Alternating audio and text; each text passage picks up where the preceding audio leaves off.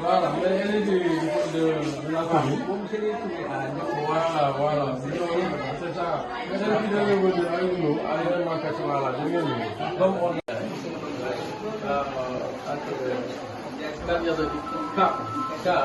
Oui, c'est ça.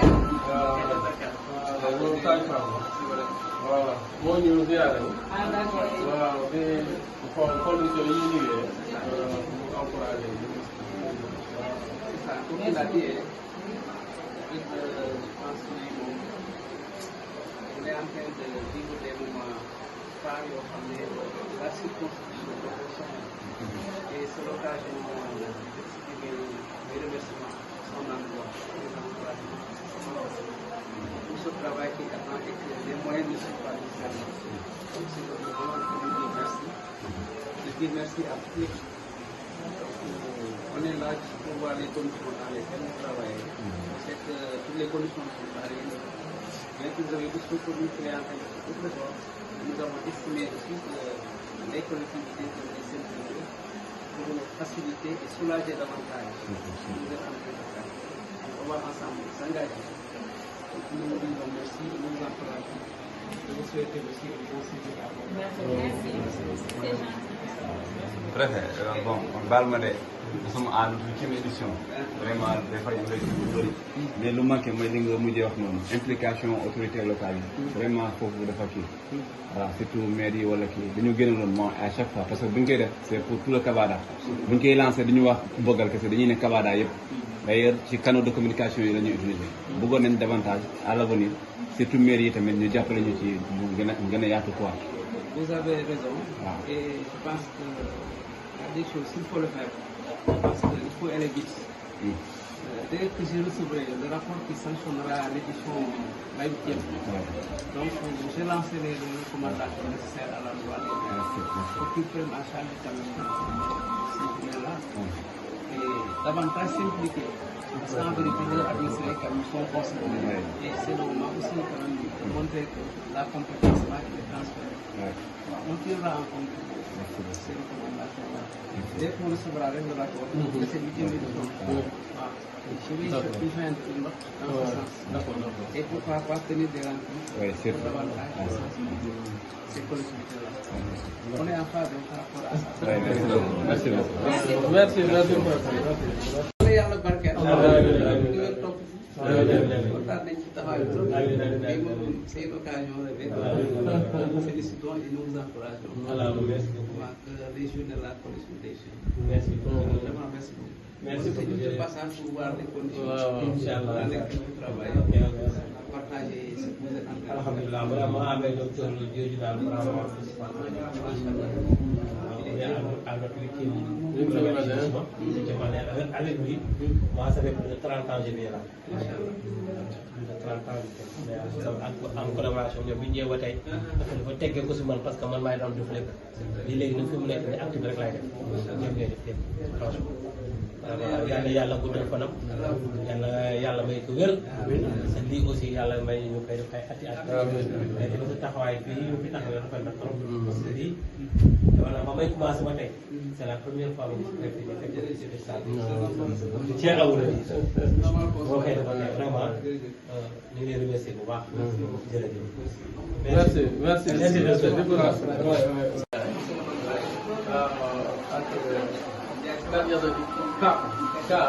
Oui, c'est K. Voilà moo ñëw ziare. Ah, d'accord. waaw di xool conditions yi ñu liggéey pour encourager yi. C'est ça, comme il a dit, je pense que on est en train de vivre des moments phares yoo xam ne la circonscription de et c'est l'occasion d'exprimer mes remerciements à son endroit, pour ce travail qui attend et que les moyens ne sont pas nécessaires. Donc c'est le moment de dire merci. Je dis merci à tous les on est là pour voir les conditions dans lesquelles nous travaillons. C'est que toutes les conditions sont pareilles. Bien que vous avez dit ce que nous créons tout le temps, nous avons estimé aussi que les collectivités comme les CNTV pour nous faciliter et soulager davantage. Nous êtes en train de faire. Donc on va ensemble s'engager. Donc nous vous disons merci, nous vous encourageons. Je vous souhaite aussi un bon séjour à vous. Merci. C'est gentil.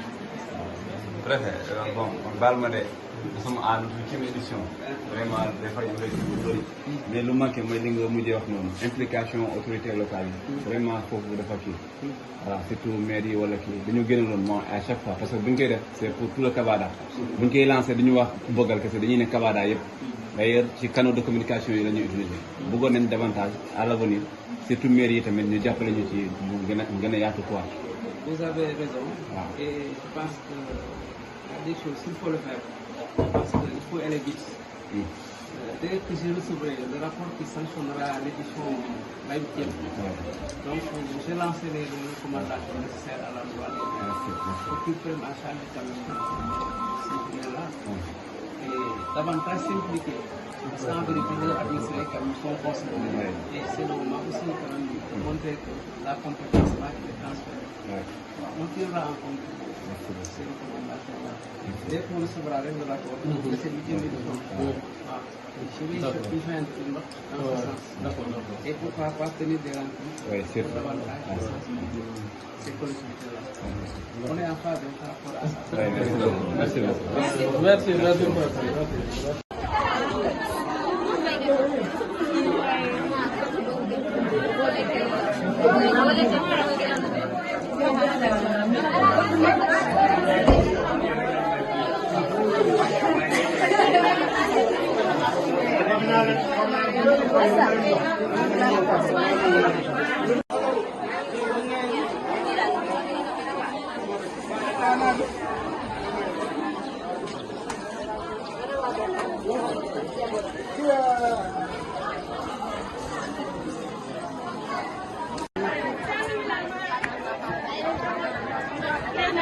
Will bajenu jox ni mama ne will mama ne jabe joge liste bi won def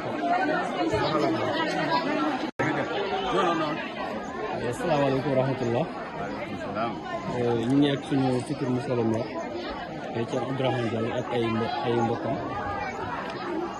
ci Abdourahmane Diallo ñu lay nuyu di la ziar maa ngi leen di fay sëñ bi di leen masaw coono si naaj bu tàng bi jaabante bi waaw ñu ci 8e édition caravane centre de Bogal di leen laaj naka ngeen gisee programme bi depuis ñu commencé ba léegi ñuy déggee Dakar ak ñi nekk Bogal naka ngeen gisee programme bi en tant que futur monsieur le maire.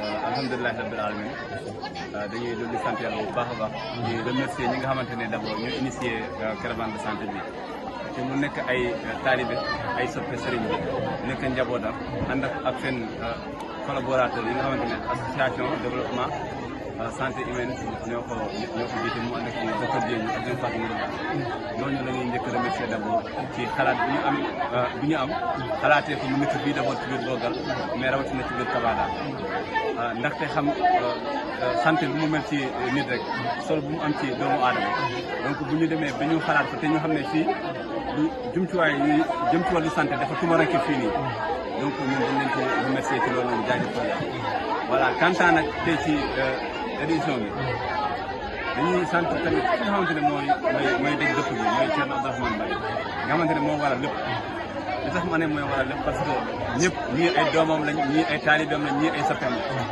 donc boo gisee lii yàlla ak moom la waaw tey ñu nekk à suñu 8e édition caravane de santé bi donc mu commencé woon ci benn fan muy dem di avancer vraiment chaque année ñu di gis ay évolution ñu ciy gis ay docteurs yi di yokku matériel yi di yokku mais encore nit ñi tamit di yokku parce que lu ko indi mooy dañ ciy gis seen bopp parce que boo seetloo ñi fiy ñëw di faju dañuy toog ay at maanaam ñu rafle ay moyens wala rafle li nga xamante ne moo leen di yóbbu ci hôpital yi ndax hôpital dafa leen sori donc boo leen proposé service bii nii ñu nar a ñëw ci benn jour nga defal leen ko service gratuit nga consulter leen faj leen may leen garab encore sensibiliser leen loolu moo yokku affaire bi tey jii boo xoolee par rapport ak événement yi passé amoon na réussite mais surtout bu tey bi dafa gën a am réussite bu baax parce que sànq rek maa ngi wax kii na tonton Moustapha Sadio mu ne ma ren moom dafa mel ni nit ñi ci suuf la ñuy jógee ma ne ko déedéet mbir mi mooy demee noonu parce que ni muy avancé mu gën a di yokku te ñaan nañ yàlla maanaam mu bañ a yem si benn édition nga xamante ne année bi nit ci mën a def ñaari édition ndax léegi dëkk yi yokku nañ ba pare nit ñi yokku nañ te bëgg nañ mu gën a avancé waaw vraiment lii moom lu rafet la population bi muy ci gis boppam bu baax a baax. macha allah voilà kaddu gi rafet na monsieur le maire. ba léegi dañ lay laajal rek nan ngay waxee ñi nga xamante ne yëgaguñu caravane bi et puis ñu commencé ban message nga leen di jox. waaw comme ça ñun tamit ñu mën a bokk nga xamante ne si diwaan bi lañ bokk mais yëgaguñu caravane bi santé bi yëguñu si seen bopp maanaam yëgaguñu si ñoom. waaw ban message nga leen di voilà foofu noonu dama ciy wax xam nga loo gis rek étape par étape la amoon na jamono sooy wax si jumaa ji rek lañ ko doon wax mu tasaaroo après ñu ñëw jumaa am sens bu ñu ñëwee ñu wax ci seen dëkk yi mais léegi comme moyen de communication yi dafa yaatu ak système informatique ak réseaux sociaux yi yaakaar naa ne foofu la ñu war a gën a accentuer plateforme pour communiquer d'ailleurs bii nii édition bii man sama jëmu bopp rek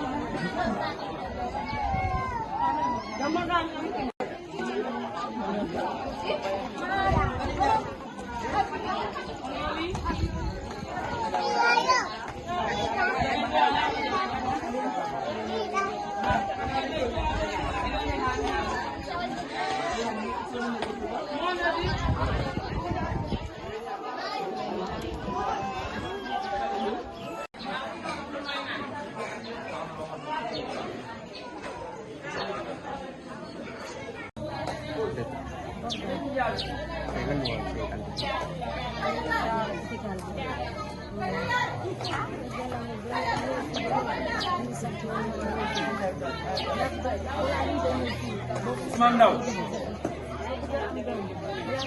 Ousmane Ndao Ousmane Ndao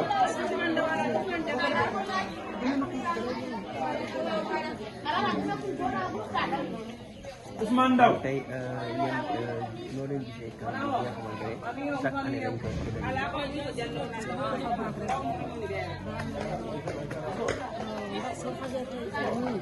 Abdoulaye Ndao te ku ci gën a xaw ma yóbbu dem seen wala dem Bounkiling. Aïssatou Diaw Aïssatou Diaw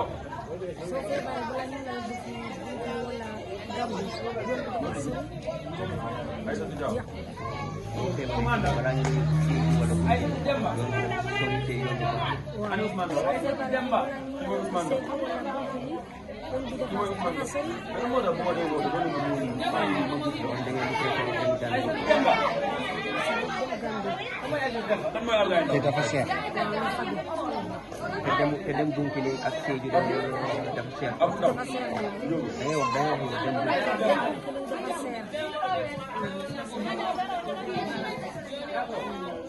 te Gambie bi nga fajoo ak lu yomb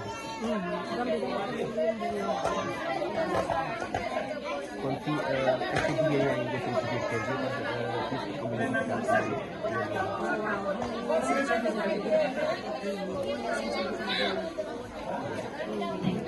c'est bon.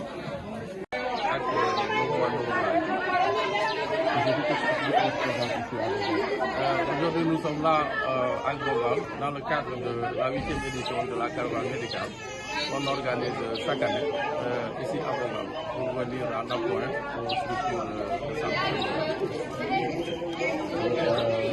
Combien de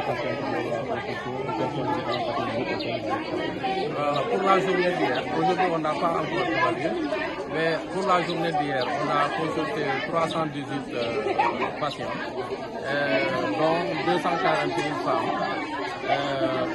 on a circoncis 40 talibés. On a fait aussi 53 échographies sur cette brigade. Aujourd'hui, on n'a pas encore évalué depuis le matin. D'ici le soir, on aura les statistiques d'aujourd'hui.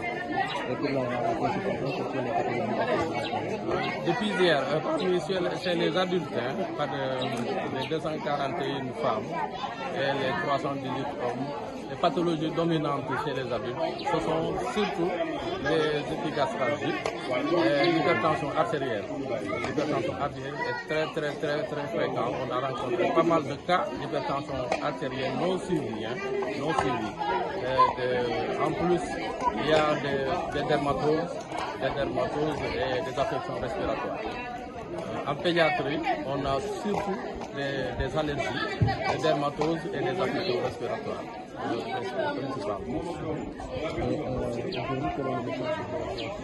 Le message que nous lançons, nous demandons aux autorités, de lancer vraiment, de soutenir les circuits de santé communautaires. Parce qu'on a constaté qu'au niveau communautaire, les populations sont confrontées à de sérieux problèmes de santé. Parce que dans le cadre, dans l'arrondissement de Bogan, depuis 8 ans, nous venons régulièrement ici. Et chaque année, quand nous venons, les patients nous disent que depuis la caravane dernière, de 2023 par exemple, ils nous attendent. Et elles ne se déplacent pas et elles ne rencontrent pas les patients, les femmes, ne rencontrent pas surtout de médecins depuis lors 1 an. Et depuis lors, ils attendent notre caravane, de caravane en caravane. Et ils traînent des pathologies de caravane en caravane à nous attendre. Parce que soit ils vont à Bonkiline ou soit ils vont à Séyou.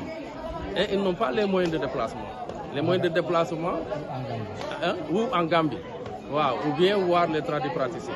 Bon, pourquoi ils n'y vont pas? Ils n'ont pas de moyens de déplacement. Parce qu'il faut d'abord le moyen de déplacement. Parce que la zone est un peu enclavée. Après les moyens de déplacement, les moyens, arriver là-bas, parce qu'il faut acheter les médicaments, il faut les examens à faire. Donc par manque de moyens, les populations sont obligées de traîner avec les pathologies jusqu'à l'autre caravane. Voilà. C'est pour cela que nous demandons aux autorités, le ministère de la Santé, de nous soutenir les organisations qui vont à rencontre des populations pour privilégier les soins de santé de proximité. Voilà. Parce que seuls les soins de santé de proximité permettent un peu de soulager la souffrance des populations en matière de la prise en charge des pathologies.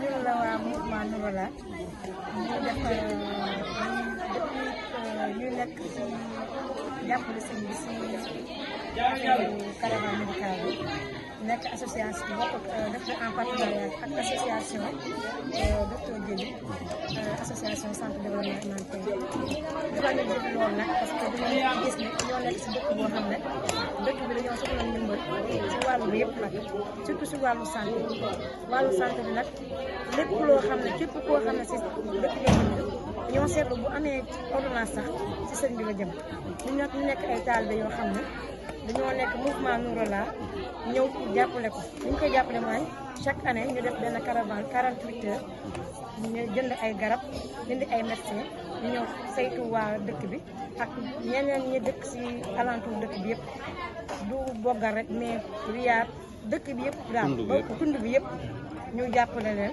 jox leen garab faj leen jox leen garab ba pare suivi mu am suivi nag parce que bu ñu paree bu dee dafa am ñoo xam ne dañoo leen war la suivre dañ leen di jël yóbbu leen ba Dakar ñu defal leen yeneen traitement ñu soxla léegi nag chaque année nag day gën a bëri chaque année nit ñi dañu gën a bëri te am bi do demetul noonu ndax bu amee nit ñu bëri il faut nga soxla alal bu bëri boo si war a def ñu ñaan nag ndimbal ci état bi yëpp daal ñu ngi demandé président Diomaye monsieur le premier ministre Ousmane Sonko ministre de la santé ñu jàppale ñu si lii parce que lii dafa nekk loo xam ne dafa rëy daal te ñu ko soxla dafa bëri te dafay am ñoo xam ne dañuy am ay garab téye ko presque 1 an bu ñu ñëwaatee ñu soog a ñëw jox ay ordonnance bi pour ñu mun leen jox garab yi pour dire que comme dëkk bi mu metti kon nag nañu jàppale bu baax daal ndax garab yi fu ñu koy jëlee problème la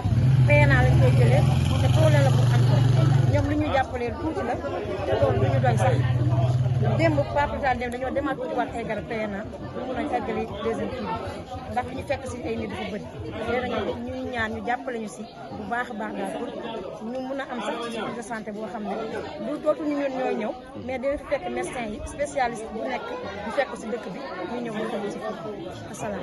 ba garab bi ngeen jël boo ko xaymaa si ñaata la ko fay. bëri na ba presque 1 million ci garab rek sans compter restauration bi ci suñu charge lay nekk ba kii bi transport bi suñu charge ak yenn garab yoo xam ne amul ci PNA bi ñun ñoo koy jël suñu xaalis dem jënd ko ci pharmacie bi pour jox ko ñu koy yelloo parce que xam nañ ne bu loolu duñ ko seen xaju du mat sa charge. Juste en français, résumé en français. Nous sommes un mouvement Dahiratoul Rahmaniya, Nourallah du moins, qui vient ici chaque année faire une caravane médicale de 48 heures.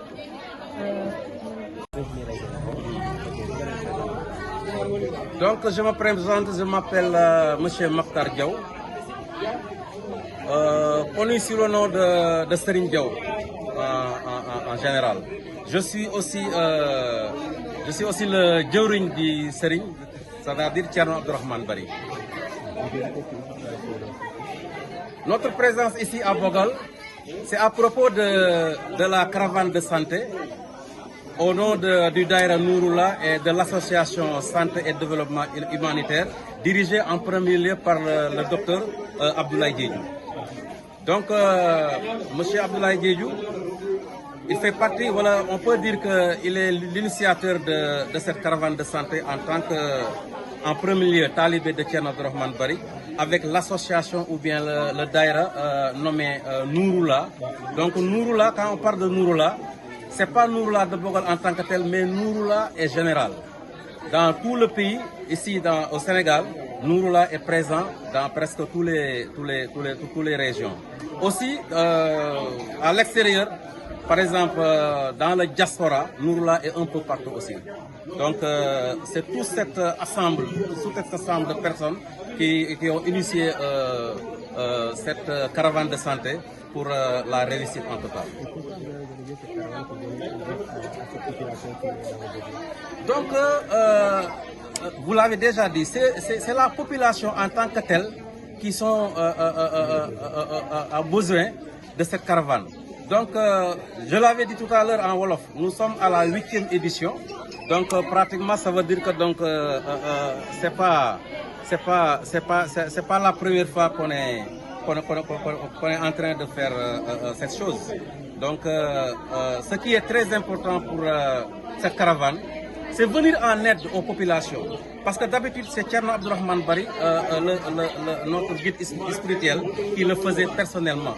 D'ailleurs, si quelqu'un tombe, par exemple, malade et n'a pas les moyens de se faire soigner, cette personne est obligée d'aller voir Thierno Abdourahmane Bari pour solliciter son aide.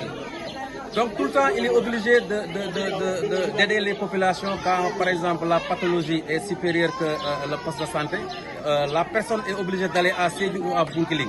Donc c'est finalement Thierno Abdourahmane Bari qui cherche les moyens. Des fois, il donne ses véhicules, c'est lui qui donne l'argent, c'est lui qui prend totalement la personne en charge pour au moins pour qu'il rencontre les médecins en général. Donc aujourd'hui, vous demandez un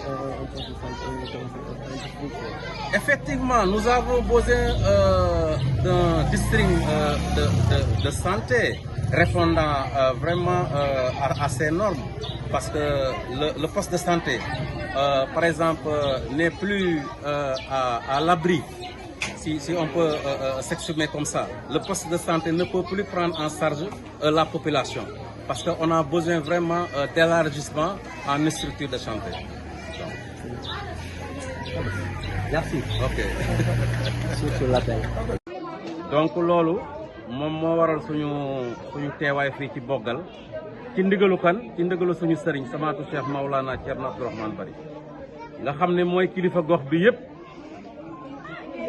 nga xam ne ndimbal gi nga xamante ni moom la nit ñi soxla ci wàllu santé ak ci wàllu leneen moom da koo sasoo woon nekk ci rek ba yàlla dogal caravane bi ba mu sasoo ci ndigalam itam mu ñëw nag yokk ndimbal gi féete ko fi nga xam ne moom fa la waroon féete askan bi ci wàllu ndimbal ci faju ak ci leneen ñu def at bu nekk nag ñu koy kale ci weeru août wala jëm septembre maanaam ci nawet bi ci jamono bi nga xam ne fa la population bi gën a soxlaa aide ndimbal ci wàllu faju jamono boobu nag la sëñ bi joxoon ndigal pour ñu kale fa caravane bi nga xam ne mbooloo mi jamono boobu la ñuy egsi fii Boggal bu ko defee ñu def appel ci organe de presse yi nekk ci tund bi yëpp ci gox yi ci pénc yi nga xam ne ñu ngi ci dëkk bi ñu woote nit ñi yëg ni caravane bi dana egsi Boggal bés sàngam bu ko defee diggante ajuma ak samedi ñaare lay doon ñu dajee fii ñu mën a seet nit ñi may leen garab te duñ leen fayeeku dara loolu moo waroon tànk yi.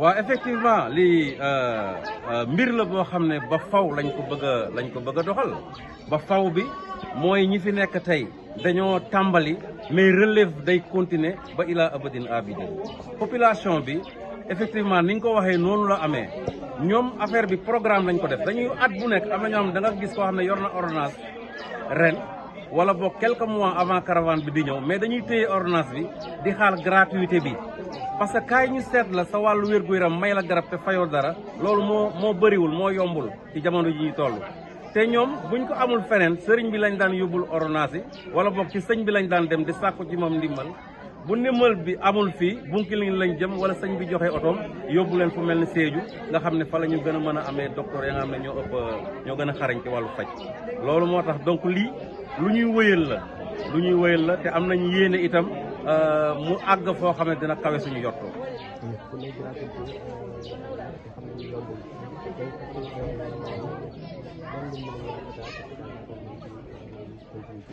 alhamdulilah laal nga point bu sensible nag li ñuy ñaan état du woon sax ñaan lañ ko mën a tuddee mais noonu rek lañ ko mën a waxee lii waree fu état la woon état moo waroon gàddu population en santé war leen mën a faj jël leen en charge d'ailleurs loolu moo tax poste de santé bi nekk fii mais comme mënuñu combler loolu lépp mu am nag association boo xam ne ci ndigalu sëñ bi ak daayira Nuurulaa bi ñoom boole nañ seen yéene ak seen moyens yu faible yi fas yéene di jóge at mu nekk Dakar gàddu wàllu transport bi jël frais médicaux yi ut ay médicaments fu ne comme ni ko soxna si waxee donte leen matul sax mënuñ joindre les deux bouts waaye ñu ngi def le maximum pour bu ñu ñëwee ñu jéem a satisfaire population bi nga xam ne ñoom la ñuy fekk si te ñu soxla mbir mi. donc li ñuy lancer appel mooy ci président de la République di son excellence monsieur Bassirou Diomaye Diakhar Faye ak premier ministre bi nga xam ne Ousmane Sonko la nga xam ne Boggal bii ñoom kenn gënu leen koo xam kenn gënu leen a xam ki nekk Boggal kenn gënu leen a xam besoin yi nga xamante ni moom la Boggal soxla kon ñoom ñu ngi leen ciy woo ñu dugal ci seen loxo xam ne lii du mbirum benn nit du mbirum ñaari nit mais mbirum état la ñu ngi leen di woo pour que ñu dugal ci seen doole dugal ci seen kartan te yokk seen ndimbal ci lii parce que seen wareef la. en réalité li tax caravane de santé bi ñu créé ko c'est parce que sëriñ bi moom ci boppam Thierno Abdourahmane Bari dafa yilif tund bi ci yërmande bi muy demee ak askan bi ci ndimbal gi muy dimbalee askan bi nga xam ne wax naa ko sànq dama ne képp koo xam ne feebar na fii ñaare amul moyen ci sëriñ bi lay jublu en premier lieu oto sëriñ bi moo ko war a yóbbu mu faju ji wala bu fekkee ne dafa war a am déplacement wala nga xam ne soxla na ndimbal boo xam ne seen loxo jotul seen ginnaaw sëriñ bi moo leen daan gàddu jël leen en charge léegi nag ñun ñu gis ne loolu dëgg diis na ci sëriñ bi bu ñu ko mënee tuddee noonu kon ci ndimbali sëñ bi ak association ak daayira Nuurulaa bi ci la ñu mun a fexee lii ci la ñu organiser caravane bi nga xam ne biñ ko tàmbalee tey ren mooy 8e édition bi biñ koy tàmbalee nag ak moyens yu précaire lañ tàmbalee woon boobu mbooloo mi yokkoogul woon te itam tolloogutoon nii moyens yi aussi tolloogutoon nii waaye alhamdulilah at bu nekk dañuy gis ne affluence bi dafay gën a yokku nit ñi dañuy gën a xaar di préparer caravane bi parce que dañ ko boole ci seen programme ndax ndimbal gi moo tax kaay ñu faj la may la garab te doo joxe benn dërëm loolu ku ko dégg da ngay xam ne dëgg-dëgg ndimbal ma nga foofu moo tax nit ñi di ñëw en grand nombre. léegi yéen boo leen sañee comme yéen a ngi koy def par at boo leen sañee am bés bu ne ndax population bi ñu gis seen bopp. ñun loolu lu ñu gënal la maanaam lii day sax day continuer rek du doon loo xam ne dañ koy def par 1 an mooy fii day am centre de santé boo xamante ni état ci boppam moom moo ciy dugal loxoom ba xam ne population Kabada bi ñoom ñoo ko soxla parce que la demande est très forte. donc poste de santé bi wala dispensaire bi attanatul mbooloo mi ñëw fii di faju fii loolu moo tax mbooloo mi nga xamante ni ñoom ñoo lëkkaloo ak association santé et développement humanitaire bi di mbooloom Nuurulaa bi moom moo tax ñu boolee seen kattan pour mën a ñëw indi soutien boobu ci population bi ci barke Serigne. C'est bon?